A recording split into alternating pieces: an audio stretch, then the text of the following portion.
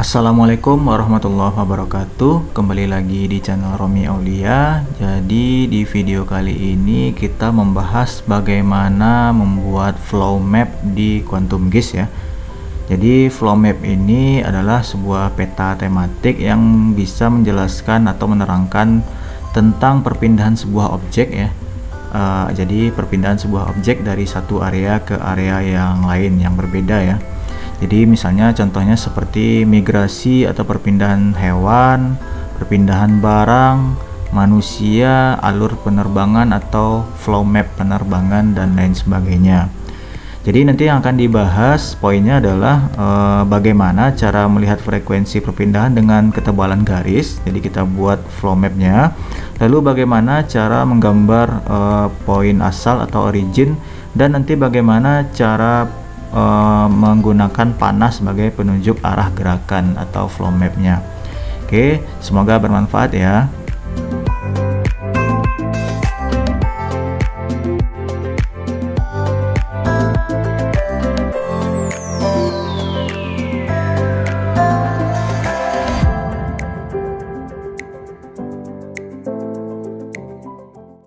Oke, jadi di video kali ini kita pakai saja yang map dunia ya, atau peta dunia.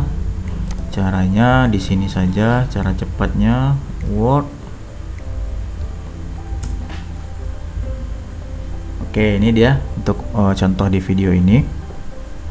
Itu langkah pertama. Jadi yang kedua, setelah ada daerahnya atau poligonnya, selanjutnya kita tentukan mungkin centroidnya ya. Jadi silakan teman-teman tentukan centroidnya. Jadi contohnya di sini kita pakai centroid saja untuk titiknya, titik origin dan destinasi ya, atau asal dan tujuannya. Oke. Jadi vektor, geometry tool, centroid. Oke, jadi tentukan inputnya yaitu world map. Ya, kita buat outputnya dalam file sementara atau temporary layer saja. Di run. Oke, ini dia titik centroid dari seluruh negara yang ada di seluruh dunia. Oke, selanjutnya di layar centroid ini, yang poin ini, kita cek dulu open attribute table ya. Jadi di sini ada beberapa field atau kolom ya yang dihasilkan dari world mapnya. Oke, mungkin yang sisanya ini akan kita hapus saja yang tidak dipakai. Contohnya yang ini 4 field terakhir ini akan dihapus. Nah, FID nya juga akan dihapus. Jadi tinggal sisa singkatannya saja dan name dari negaranya atau nama dari negaranya. Oke, selanjutnya untuk mengetahui koordinat dari masing-masing centroid ya. Jadi kita akan buat kolom baru pakai kalkulator. Open field kalkulator. Kita akan buat field baru atau kolom baru dengan nama X coordinate destination. Oke, destination. Oke, jadi formatnya adalah decimal number. Oke, jadi dengan rumus geometri $x ya. Oke, ini untuk titik koordinat X destination ya. Oke, sekarang cara yang sama buat juga untuk yang Y nya ya. Y koordinat destination. Oke, sama. Oke, cari di geometri $y. Oke, ini dia. Ini titik koordinat X untuk destinasi dan titik koordinat Y destinasinya. Oke, selanjutnya sekarang kita tentukan koordinat asalnya atau originnya ya. Asalnya dari mana? Nanti kita akan ambil Indonesia ya. Indonesia kita akan ambil sebagai origin atau asal dari perpindahan barangnya atau manusianya. Oke, caranya adalah kita akan buat dulu field baru. Namanya X coordinate origin di asalnya ya, sama decimal number. Sekarang buat juga untuk yang Y nya, Y coordinate origin. Decimal number. Sekarang kita ambil originnya atau asalnya itu dari Indonesia ya. Mana ini Indonesia. Jadi ini dia koordinat Indonesia ini ya, X dan Y nya kita pakai untuk originnya. Jadi caranya tinggal teman-teman copy saja.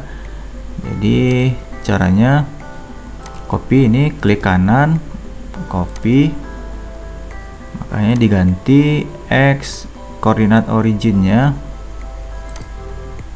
semua. Tinggal tambahkan kutip 1. Jadi semua koordinat originnya berasal dari titik koordinat X Indonesia, centroidnya. Lakukan cara yang sama untuk Y koordinat originnya. Jadi Y koordinat originnya berasal dari Indonesia, Y koordinat centroid Indonesia.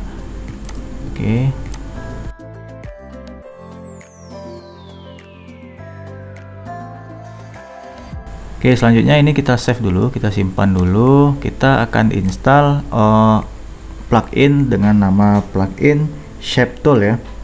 Jadi Shape Tool ini kita gunakan untuk membuat flow-nya. Jadi silakan kita install plugin dulu. Shape Tool. Jadi ini kita install Shape Tool. Kalau sudah di close saja. Pilih X-Y2 line. Jadikan input layernya itu centroidnya tadi. Sekarang line tipenya grid circle. Di starting X-nya adalah yang origin, X origin, Y-nya juga Y origin, dan endingnya adalah X destination dan Y-nya adalah Y coordinate destination. Jadi output layernya sementara kita biarkan dulu dalam temporary layer. Kalau sudah silakan di run. Jadi ini dia algoritma X2 line finish close. Jadi terlihat di sini originnya berasal dari Indonesia, centroid dari Indonesia ke seluruh centroid yang ada di setiap negara di seluruh dunia. Terlihat di sini membuat centroidnya ya, kita ambil dari centroid setiap negara ya tadi contohnya. Jadi sekarang kita akan coba save ini output line layer ini, kita rename dulu. Ya, kita akan ganti dengan nama contohnya line frequency. Ya, ini sifatnya masih temporary layer, jadi silakan nanti teman-teman save ya. Jadi silakan nanti save fitur S ya, silakan simpan boleh dalam format SHP atau save file misalnya. Kita buka open attribute-nya. Sekarang kita akan buat kolom baru atau field baru untuk menambahkan frekuensi ya. Jadi frekuensi ini akan kita acak saja sebagai contoh. Frekuensi ini saya akan acak saja, misalnya angka 1 sampai 9. Jadi sebagai contoh kita blok di sini, misalnya ini frekuensinya 1. Update select. Jadi yang diupdate frekuensi satunya sama dengan satunya, hanya yang dipilih saja atau yang diselect saja. Terus seterusnya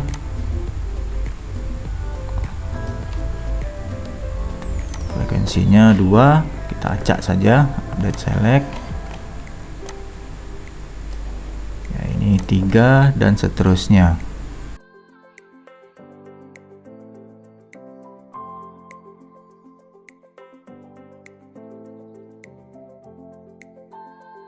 Ya, kita ibaratkan, kita asumsikan ini frekuensi perpindahan barang atau manusia atau penerbangan ya dari Centroid di Jakarta. Oke, ini angkanya kita acak saja. Sekarang kita akan atur simbologinya, garis lainnya ini. Kita akan atur simbologinya, masuk ke properties.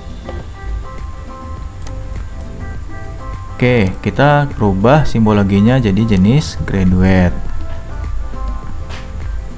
Oke, value-nya adalah frekuensi.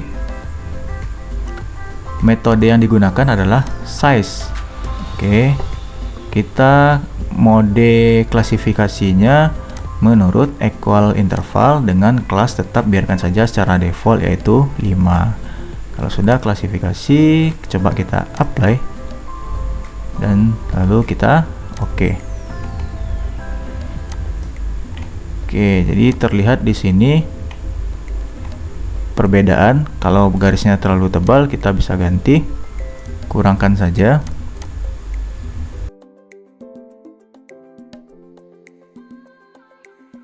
Oke, jadi kalau garisnya terlalu tebal, ini kita ganti lagi kalau sudah di oke.